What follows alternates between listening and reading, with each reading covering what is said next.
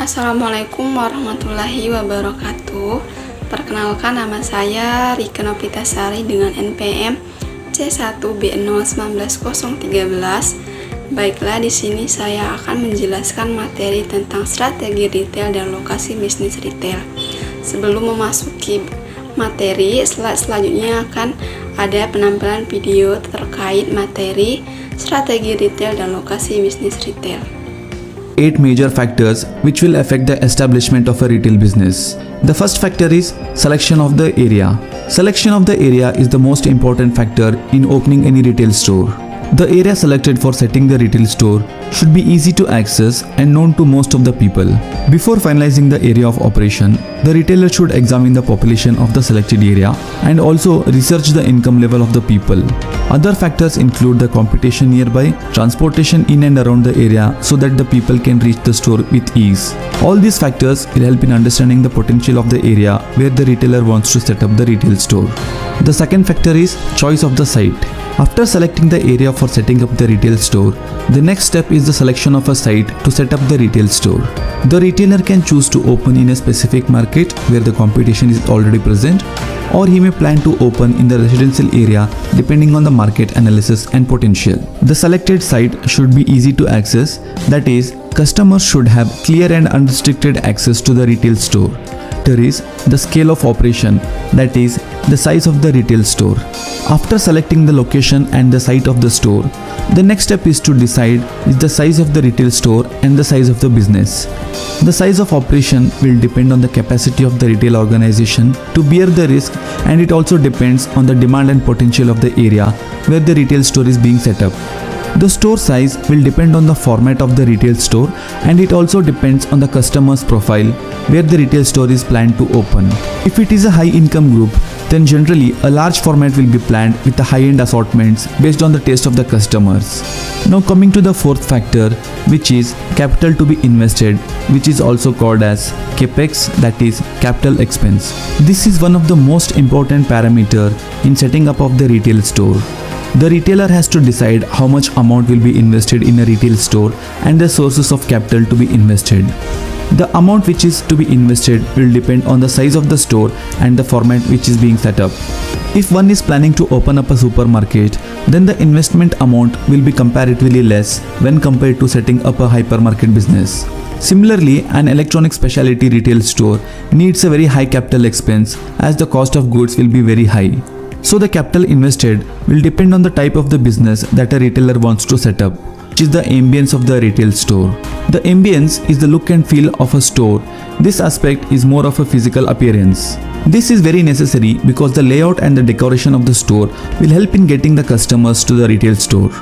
The retailer should make sure that the store is attractive and comfortable for the shopping.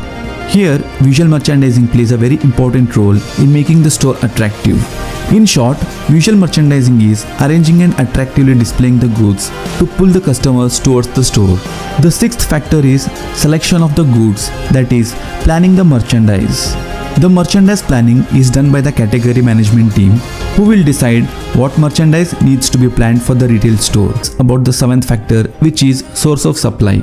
Source of supply means whether the goods and merchandise will be supplied from a company distribution center or through the direct store delivery through the vendor. The retailer also needs to decide on the purchasing of the goods from a wholesaler or a manufacturer, and this should be selected very carefully.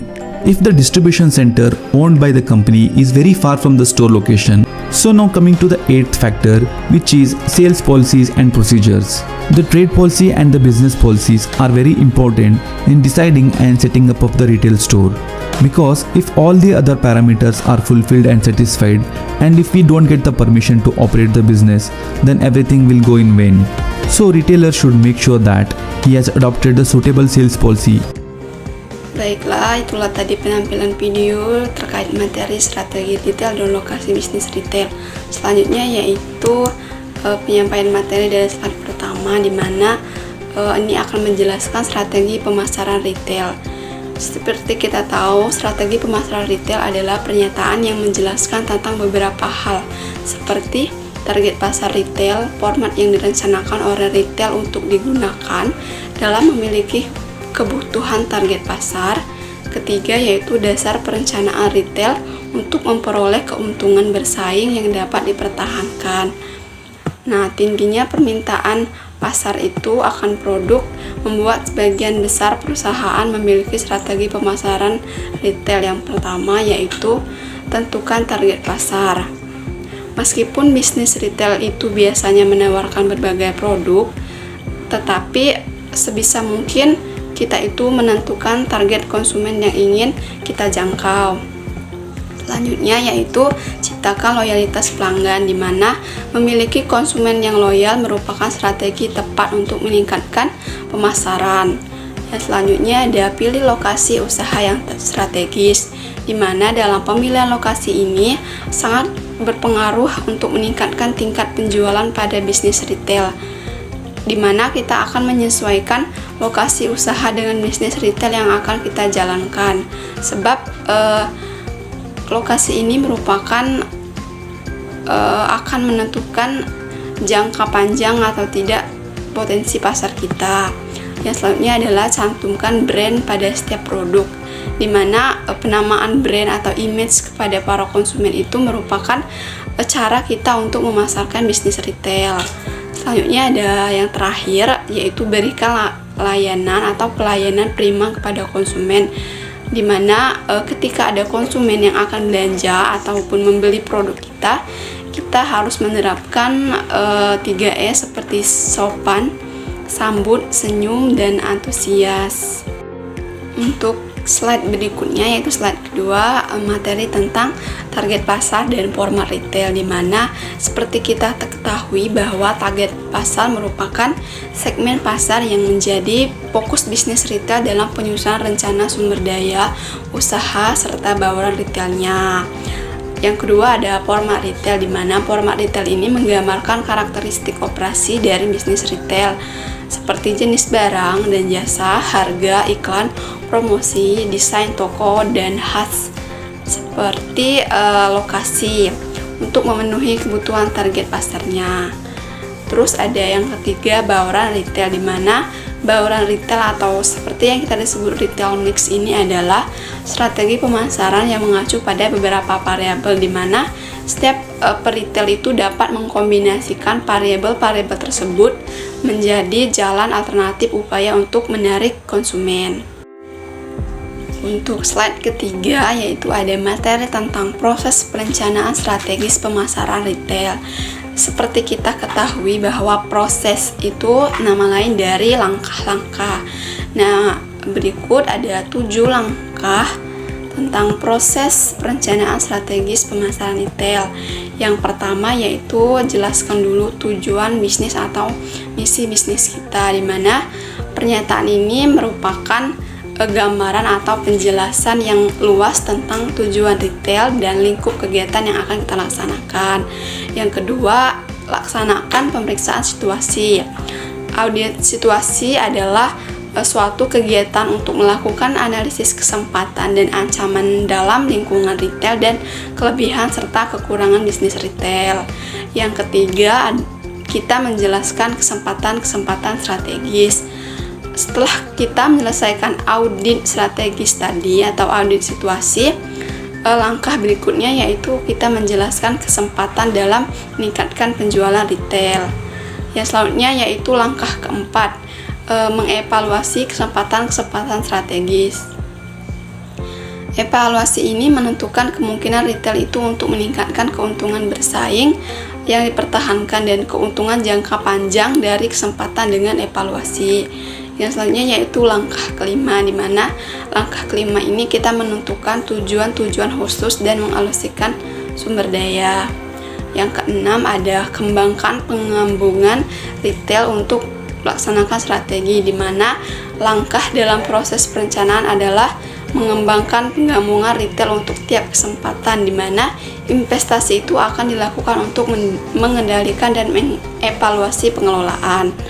Untuk langkah terakhir yaitu langkah ketujuh, adanya evaluasi pengelolaan dan buat penyesuaian, di mana jika retail itu memenuhi atau melebihkan tujuan, perubahannya itu tidak akan dilakukan, tetapi retail gagal memenuhi tujuan, jadi analisis ulang itu perlu dilakukan. Nah, di slide selanjutnya yaitu adanya pentingnya lokasi retail, di mana kita ketahui bahwa lokasi retail itu merupakan seringkali menjadi keputusan yang sangat penting yang dibuat oleh retail. Kenapa? Karena yang pertama, lokasi merupakan pertimbangan utama bagi konsumen dalam memilih retail. Yang kedua, keputusan memilih lokasi retail itu merupakan strategi penting karena retail dapat menggunakannya sebagai keuntungan untuk bersaing. Di sini ada 3 tipe lokasi dasar yang bisa dipilih oleh retail. Yang pertama yaitu ada shopping center, yang kedua ada city or town location, dan yang ketiga ada freestanding location. Nah, di sini ada 3 lokasi yang bisa dipilih oleh retail. Yang pertama itu adanya shopping center, di mana kita ketahui bahwa istilah shopping center ini sudah dikenal sejak awal tahun 1950-an, di mana shopping center merupakan grup retail yang biasanya direncanakan, dibangun, dimiliki atau di-manage oleh suatu kepemilikan usaha. Sebagai contohnya yaitu ada 2, di sana ada strip shopping center dan yang kedua ada mall.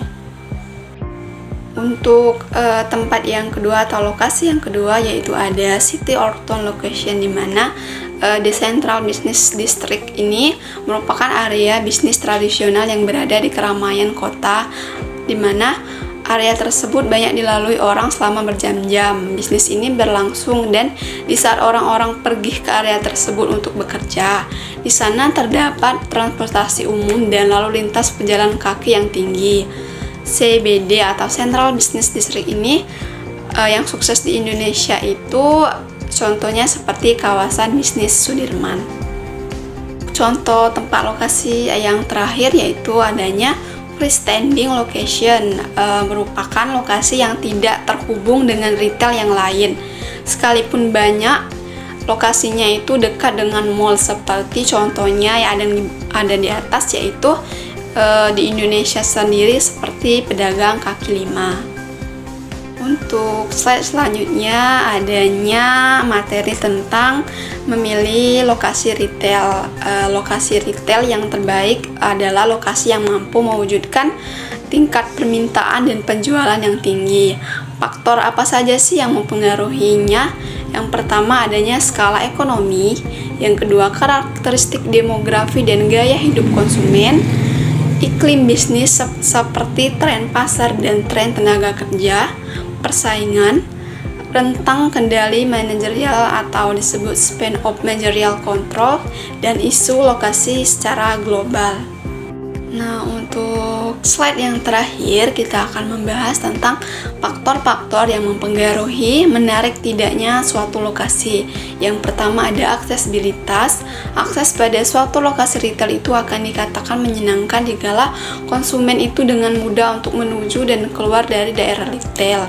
Jika dianalisa secara makro atau makroanalis, retail akan mempertimbangkan hal-hal utama yang berkaitan dengan suatu area perdagangan, dan hal tersebut akan dievaluasi secara simultan seperti ruas jalan, kondisi jalan, serta penghalang jalan seperti adanya sungai ataupun gunung. Yang kedua adanya keuntungan lokasi, di mana karena lokasi yang baik itu membutuhkan biaya yang lebih, maka retail atau kita sebagai retail itu harus mempertimbangkan hal penting ini sehingga lokasi yang dipilih itu betul-betul memberikan keuntungan bagi retail. Baiklah, itulah penyampaian materi saya tentang materi strategi retail dan lokasi bisnis retail. Saya akhiri, wassalamualaikum warahmatullahi wabarakatuh.